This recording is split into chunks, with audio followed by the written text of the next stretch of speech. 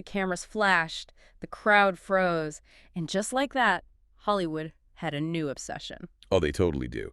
It's like a never-ending cycle of perfect pictures and hidden secrets. Welcome to Starscope Report. Join Jordan and Jamie as they uncover Hollywood drama, music industry shakeups, and viral influencer scandals. From red carpet surprises to social media controversies, we dive deep into the stories behind the fame. And today, we are diving into a headline that completely shatters one of Hollywood's favorite illusions. The title of today's deep dive is Jennie Garth finally admits co-parenting broke her. Yeah, and this one is, it's pretty heavy. Because we all know the image, right? Right, the perfect magazine cover. Exactly. You're in the grocery store, you see the glossy photo of the smiling celebrity exes, and the headline screams, Hollywood's most amicable divorce. It looks so effortless, like they just signed some papers and gracefully moved on. Yeah, and back in 2013, actors Jennie Garth, from Beverly Hills 90210, and her ex-husband Peter Facinelli, they were the absolute gold standard for this. Oh, 100%. There was literally a legal article that called them a case study in amicable divorce. It praised them for putting their 3 daughters first, sharing a joint bank account, just being the perfect co-parents. But, the facade is finally cracking. Over a decade later, Garth and Facinelli sat down to talk publicly on a podcast, and Garth published a new memoir. And they both admitted that the whole perfect co-parenting thing was just, a complete illusion. It was masking years of intense trauma, heartbreak, and real psychological struggle. Totally. So today, we're taking their raw confessions, and we're actually cross-referencing them with this fascinating psychological thesis from Massey University in New Zealand. Yeah, it's a study that looks at the firsthand experiences of young adults who grew up in what researchers call shared care households. So we're looking at the celebrity parent experience on one side and the actual science of the kids' experience on the other. Because society desperately wants to believe that you can just, flip a switch and be best friends with your ex. But the genesis of Garth and Facinelli's relationship shows why that's practically impossible. Right. We have to look at how they started. They got married super young. Facinelli was just 21. He described it as going straight from his parents' house, moving to L.A., and having a baby 6 months later. He literally called it a baby having a baby. Yeah. And after 11 years of marriage and 3 daughters, Luca, Lola, and Fiona, he just hit a wall. He confessed he felt like he didn't even know who he was. Because he was just playing roles, right? Exactly. He called it an arranged marriage feeling. He was the provider, the husband, the soccer coach, but he never developed his own identity. So the marriage ends, he goes off to find himself, and the press is just fawning over their 50-50 custody split.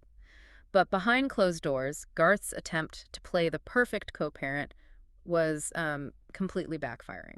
Because society demands that these couples put on a unified front immediately. But the Massey University study points out that this forces a psychological impossibility. Wait, how so? Well, the legal system expects separating parents to be purely rational actors. You're supposed to sit in a mediator's office and construct these highly complex logistical arrangements exactly when you are in the highest state of emotional turmoil. Oh, that makes so much sense. It's like asking a company to execute a massive corporate merger on the exact same day their headquarters burns down. That is a perfect analogy. You're demanding peak coordination when the infrastructure is completely destroyed. And Garth herself said she felt stuck at an 18-year-old level of maturity during this time. Because trauma freezes you. Exactly. When you experience profound rejection, your nervous system goes into fight, flight, or freeze. And she froze. She descended into this intense self-hatred, turning to vodka and pills just to numb the pain. Which makes gracefully coordinating soccer drop-offs with the person who caused that pain seem like a biological contradiction. It really is. And there's this harrowing detail from her memoir that shows just how deep that trauma response goes, even years later. Yeah, this part was incredibly tough to read. So years later, Garth's second marriage to Dave Abrams hit a really rough patch. He actually filed for divorce before they ended up reconciling. But when that thread of abandonment resurfaced, all those dark patterns from the first divorce were instantly triggered. The body just remembers, It does. And one night, her oldest daughter, Luca, who was in her early 20s at the time, came home unexpectedly, and she found her mother on the floor, surrounded by smashed frame photos of her and Dave. Oh my God. And she was using the jagged glass to cut herself. Wow. Garth described it as an almost unconscious act, like a literal form of self-punishment. It's just devastating. Yeah. And it really speaks to the physiological nature of trauma. When a core wound is reopened, your body doesn't know what year it is. It reacts with the exact same primal intensity. And if you're loving these Hollywood twists and the real psychology behind them, make sure you're subscribed. We've got even crazier stories ahead. Yeah, hit that subscribe button, because what happens to the kids in these situations is it's really eye-opening. Right, and that's not even the wildest part of the story, because we have to talk about how this instability bleeds into the physical reality of the children moving between these two worlds. The 50-50 split. Yeah. On their podcast, Facinelli admitted that this arrangement caused him constant underlying anxiety. I can imagine. He watched his kids constantly packing a bag to come to his house and then packing a bag to go back to their mom's.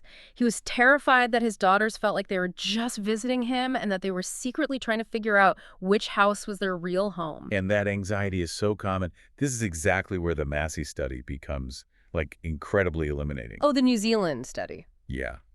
The researcher's thesis is literally titled 2 Bedrooms, 2 Toothbrushes.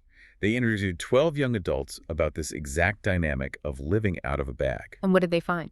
Well, they found that while children do adapt to the routine, the physical suitcase becomes this highly evocative, symbolic object.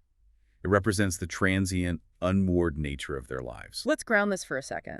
Think about the last time you had to live out of a suitcase for like a 3-day business trip. The worst. Right. Think about the mental drain. You forget your face wash. You're constantly rummaging through a zipper to find a clean pair of socks. You never quite unpack, so you never settle in. You're just living in limbo. Exactly. Now imagine doing that every single week, back and forth, for your entire childhood and adolescence. The physical toll is exhausting, but the young adults in the study really emphasized the logistical burden. Constantly moving, realizing you left your math textbook or your favorite jacket at the other parent's house. So much administrative work for a kid. It really is. Essentially, the child is doing the physical labor required to maintain the adult's 50-50 equilibrium. But the physical exhaustion of the suitcase is only half the equation, right? Oh, totally. The real friction happens when you unpack that suitcase in a house that operates on an entirely different set of rules. Because they aren't just changing locations. They are traveling between 2 distinct psychological worlds. And without a unified front, those different parenting styles become ideological battlegrounds. The contrast between Garth and Facinelli is a textbook example of this. You have Garth, who described herself as a fierce nurturer. If her 5-year-old was struggling socially, Garth would actively step in and try to make friends for her. She wanted to fix every uncomfortable situation. Exactly. But Facinelli was the complete opposite. His first job was a paperboy at age 12, working 7 days a week. So he's all about resilience. Right. His philosophy was, let the kids fall, let them be uncomfortable, and let them learn how to get back up on their own without an adult intervening. And, I mean, both are valid approaches to parenting. But the Massey study points out that when children move between these contrasting environments, they become hypervigilant. Because they're trying to read the room. Exactly. They become hyper-aware of their parents' emotional states. Because the parents are no longer buffering each other, the child absorbs the raw emotional weather of whichever parent they're staying with. Which introduces one of the most concerning concepts from the research, which is emotional caretaking. Yeah, also known as parentification. Wait, explain what that looks like in practice. It happens when a child senses a parent's depression or anxiety and feels burdened with managing it. The dynamic flips. Instead of the parent providing a safe container for the kid starts regulating the parent's environment to keep them safe. And we saw this exact mechanism play out with Garth and her oldest daughter, Luca. Right, after the broken glass incident. Yeah. After that terrifying incident, it was the 23-year-old daughter who stepped in and created a rigorous self-care schedule for her mother. Wow. Luca was scheduling her mom to wake up at 7 a.m., mandating time to meditate, telling her to journal.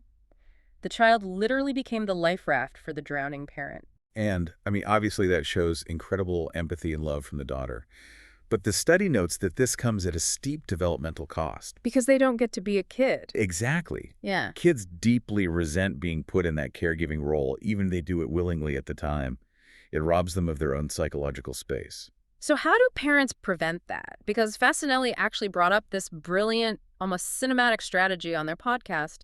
He called it the power of the story. Oh, I love this concept. He talked about his own childhood. His dad worked constantly, leaving before Facinelli woke up and coming home at 2 a.m. He saw him maybe 1 day a week. So his mother could have easily painted the dad as an absentee father. She had all the evidence to make that case, right? Yeah. But she consciously chose a different narrative. She framed his dad as a superhero. She told him, your dad is working so hard to provide for us, he's making massive sacrifices. That is such a powerful choice. Facinelli argues that whatever tape you play for your kids about the other parent is the exact story they will believe and internalize. So he thinks parents have a fundamental duty to craft a positive narrative about their ex. Because you're actively shaping the child's reality. I hear that, but I have to push back a little. Okay, lay it on me. It's a beautiful theory for a functioning marriage where someone just works long hours. But in a messy divorce, if you are actively drowning in heartbreak, resentment, financial panic, how on earth do you enthusiastically paint your ex as a superhero? That feels superhuman. It almost feels like lying. And that pushback is completely valid. Painting an ex as a superhero might be a massive overcorrection. But the Massey study synthesizes this perfectly. What do they say? You don't have to construct a superhero myth, but you absolutely cannot cast them as the villain. Oh, interesting. Yeah, the young adults in the study reported a visceral hatred for when one parent made disparaging remarks about the other. Why is the reaction so strong? Loyalty binds. A child fundamentally understands that they are 50% mom and 50% dad. If mom verbally attacks dad, the child internalizes it as a rejection of half of their own identity. Oh, wow. So by tearing down the ex, you're actually tearing down the kid's self-esteem. Precisely. They feel like they're betraying mom by loving dad and betraying dad by agreeing with mom. It completely erodes their internal sense of security. Stay tuned and hit that subscribe button so you don't miss what's coming next, because later in the episode, we're talking about the shocking twist that actually allowed Garth to heal. Yeah, because to stop playing the villain tape, you have to heal your own resentment. You have to fix the hardware. And for Jennie Garth, that required a complete, brutal psychological reinvention. It wasn't just waiting for time to heal all wounds. She took action. She realized she was holding herself back with this desperate need to control outcomes. She even had her brain scanned using SPECT imaging to understand her chronic depression. Wait, SPECT imaging? That's fascinating. It actually looks at blood flow and activity patterns in the brain. It shows what's overactive and underactive. So what does seeing a brain scan actually do for emotional trauma? It shifts the framework. Instead of Garth feeling ashamed and blaming herself for not being strong enough to just get over it, she could look at a screen and literally see physical areas of her brain misfiring. Oh, so it makes it a biological hardware issue, not a moral feeling. Exactly. It removes the profound shame, which allows you to treat it objectively. That is massive. And alongside that medical approach, she overhauled her mental software. She embraced Buddhist teachings, specifically the concept of radical acceptance. She adopted what she calls a let them mentality. Let them. It sounds simple, but it's an incredibly powerful cognitive reframe. It means deliberately relinquishing the illusion of control. And this isn't just for divorces.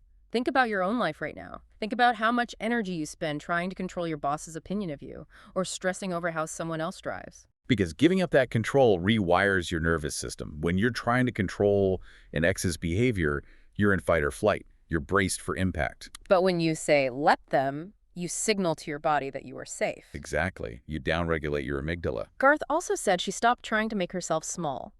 She used to view her overwhelming feelings as a weakness, but she reframed it. She decided she wasn't too emotional, she was emotionful. I love that word, emotionful. She embraced her capacity to feel deeply as a superpower. When you stop fighting your own emotional nature, the friction just dissipates. Yeah. You free up all that wasted energy to focus on healing. And the payoff is undeniable. In 2024, Garth and Facinelli recorded this incredibly vulnerable podcast together. Facinelli finally unblocked her on social media, which is like a huge modern milestone. Massive milestone. And they even spent the 4th of July together on a boat with their daughters. Nobody fought, and nobody got pushed overboard. It's the ultimate proof of concept. It proves the amicable divorce they were praised for in 2013 wasn't necessarily a lie. It was just a destination. It took them over a decade of messy emotional work to actually arrive there. And that's the core takeaway here. Co-parenting isn't some natural instinct. It's a highly complex, learned skill forged through intentional psychological work. Whether you're a Hollywood actress or part of an academic study in New Zealand, the truth remains exactly the same. Kids are resilient. They can handle living out of a suitcase and managing 2 toothbrushes. Provided the adults do their own psychological healing and avoid making the kids their emotional caretakers. Do the work on yourself so your kids don't have to do it for you. Which leaves us with one final provocative thought from the Massey study.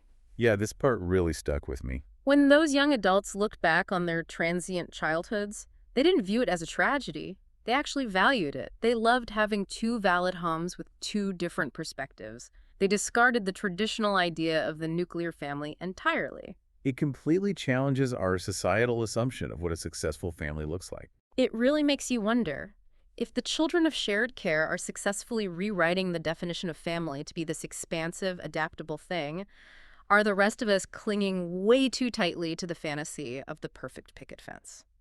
And is that rigid fantasy actually causing more pain than the reality of living across 2 homes? It's a powerful question. So next time you're at the grocery checkout staring at that magazine cover praising the perfectly amicable to divorce, remember, you're not looking at a snapshot of day 1. If it's real, you were looking at a portrait of day 3000. Couldn't have said it better myself. You've been listening to Starscope Report, where Jordan and Janie uncover the stories shaping Hollywood, music, and pop culture. Thanks for tuning in, and don't forget to subscribe for more stories that keep the stars shining.